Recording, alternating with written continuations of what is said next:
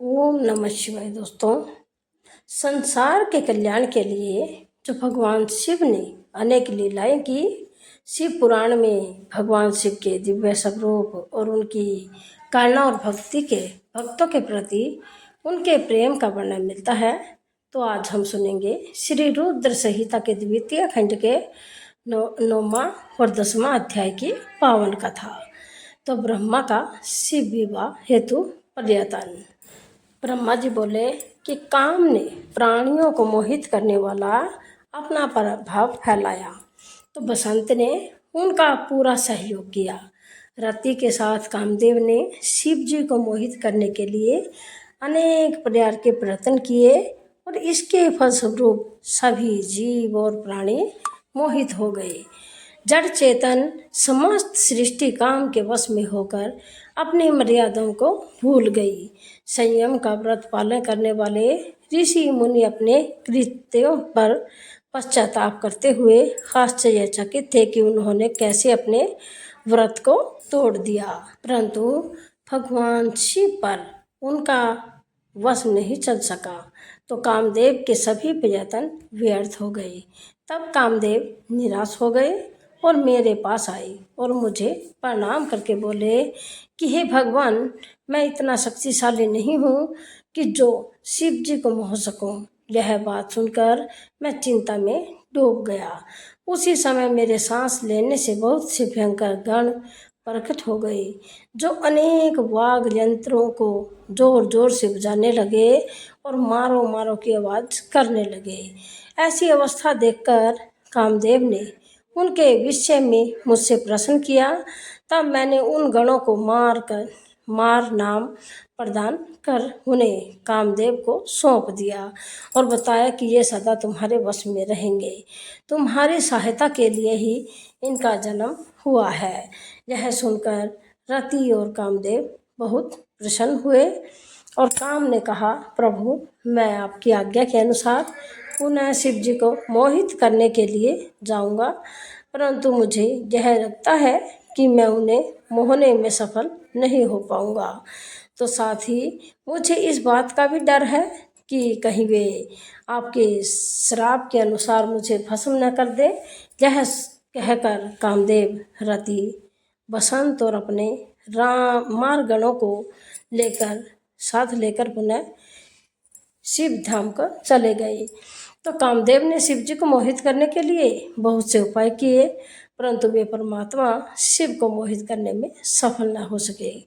फिर कामदेव वहाँ से वापस आ गए और मुझे अपने असफल होने की सूचना दी। तो मुझसे कामदेव कहने लगे कि हे ब्राह्मण, आप ही शिव जी को मोह में डालने के उपाय करें। मेरे लिए उन्हें मोहना संभव नहीं है। तो अब 10वां अध्याय शुरू करते हैं, जो ब्रह्मा विष्णु संवाद है। तो ब्रह्मा जी बोले, नारद, काम के चलने जाने पर ही श्री महादेव जी को मोहित करने का मेरा अहंकार गिरकर चूर चूर हो गया, परंतु मेरे मन में यही चलता रहा कि ऐसा क्या करूं जिससे महात्मा शिव जी ऋषि स्त्री ग्रहण कर ले। यह सोचते सोचते मुझे विष्णु जी का स्मरण हुआ। उन्हें याद करते ही पीताम्बरधारी श्री हरि विष्णु मेरे सामने प्रकट हो गए। मैंने उनकी प्रसन्नता के लिए उनकी बहुत स्तुति की। तब विष्णु जी मुझसे पूछने लगे कि मैंने उनका स्मरण किया किस उद्देश्य से किया था। यदि तुम्हें कोई दुख या कष्ट है तो कृपया मुझे बताओ, मैं उस दुख को मिटा दूंगा। तो तब मैंने उनसे कहा कि हे केशव, यदि भगवान शिव किसी तरह पत्नी ग्रहण कर ले, अर्थात विवाह कर ले, तो मेरे सभी दुख दूर हो जाएंगे, मैं पुनः सुखी हो जाऊंगा। मेरी यह बात सुनकर भगवान मधुसूदन हंसने लगे और मुझ लोक सस्ता ब्रह्मा का हर्ष बढ़ाते हुए बोले, ब्रह्मा जी, मेरी बातों को सुनकर आपके सभी भ्रमों का निवारण हो जाएगा। शिव जी ही सबके कर्ता और भर्ता हैं। वे ही इस संसार का पालन करते हैं, वे ही पापों का नाश करते हैं। तो भगवान शिव ही पर ब्रह्मा, प्रेष, निर्गुण, नित्य, निर्दिशय, निर्विकार, अद्वितीय, अनंत और सबका अंत करने वाले हैं। वे सर्वव्यापी हैं। तीनों गुणों को आश्रय देने वाले ब्रह्मा, विष्णु और महेश नाम से प्रसिद्ध रजोगुण, तमोगुण, सतगुण से दूर एवं माया से रहित हैं। भगवान शिव योग परायण और भक्त वत्सल हैं।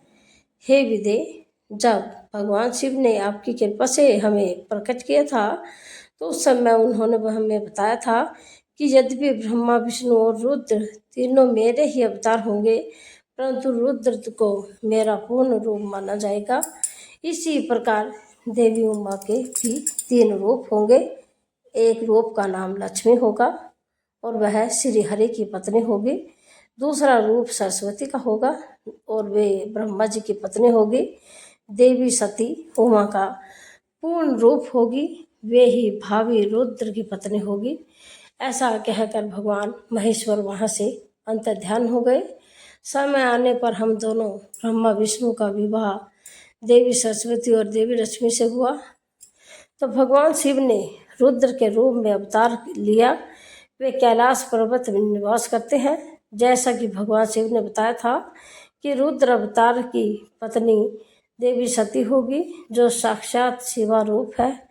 अतः तुम्हें उनके अवतरण हेतु प्रार्थना करनी चाहिए।